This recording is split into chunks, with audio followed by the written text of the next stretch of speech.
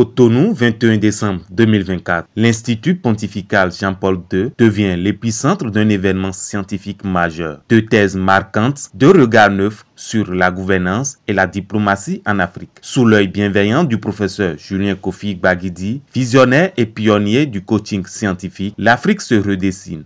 Vous avez déposé à l'université virtuelle de coaching africain d'auto-référentialité et d'autodétermination de la francophonie du Sud, votre thèse de doctorat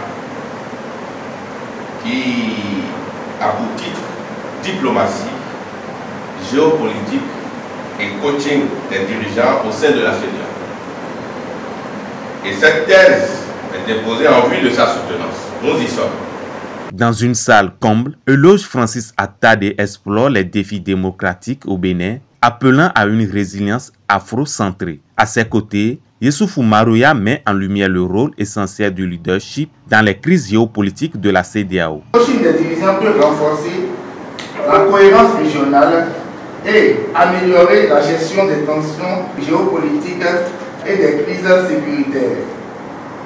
La thèse met en lumière comment le coaching peut améliorer la gestion des crises et favoriser une diplomatie plus efficace dans la région, contribuant ainsi à une gouvernance plus stable et coopérative au sein de la CEDEAO. Dynamique démocratique au sein de la CEDEAO et coaching des structures de gouvernance pour une résilience afro-centrique. Je crois qu'en fait, quand on voit un tel genre, on peut se demander, mais pourquoi quel est l'intérêt d'une telle étude pour la gouvernance en Afrique? Les raisons du choix du sujet. Mon speech va rappeler les raisons du choix du sujet par la problématique qui a conduit l'étude, les méthodologies mises en place pour aboutir à des résultats, les difficultés rencontrées et les résultats obtenus, puis la contribution scientifique de ma thèse, et dégager des perspectives que cette thèse offre pour des études futures. Guidé par le professeur Julien Kofi Gbaguidi, ces travaux novateurs prônent une révolution académique et sociopolitique plaçant le coaching au cœur des solutions durables. Du point de vue scientifique, il faut avoir des connaissances globales. Parce que le coach intervient sur des particularités, il faut une intervention scientifique méthodique. Et la méthode utilisée par le coach est une méthode de contrat. C'est-à-dire, vous vous entendez avec le client sur l'objectif à atteindre, sur les finalités à atteindre. Véritable éclaireur, le professeur Julien Kofi Gbaguidi inspire une génération prête à transformer l'Afrique. Avec sa conférence sur le thème coaching et programmation neurolinguistique au service du développement, il a captivé un public avide de changement. Est-ce que le coach est-il un autre médiateur ou est-ce qu'il y a véritablement une différence entre le coach à part et le médiateur à part? Le coach utilise l'analyse transactionnelle comme stratégie d'intervention. Le coach utilise la psychologie clinique comme stratégie d'intervention. Donc le coach, ça peut être dit, le coach a des connaissances encyclopédiques. Mais le coach n'est pas un médiateur. Le coach ne se réduit pas à la médiation.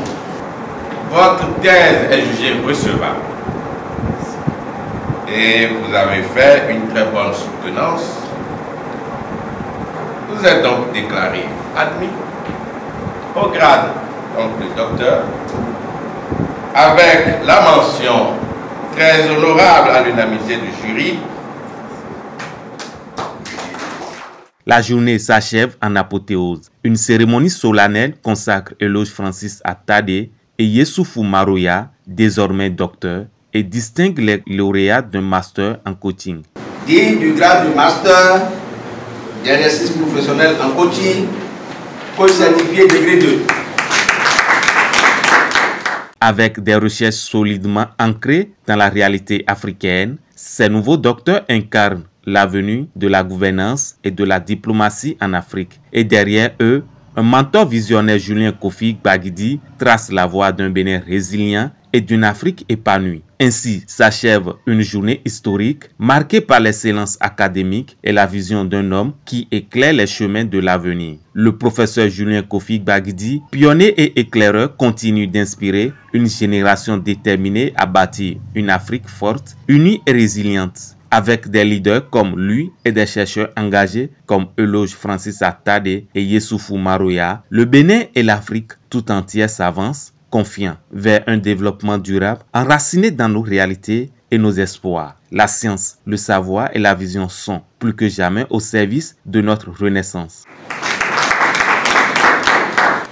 Vivement que nous adoptons le coaching comme levier stratégique pour libérer le potentiel des individus et des institutions en Afrique.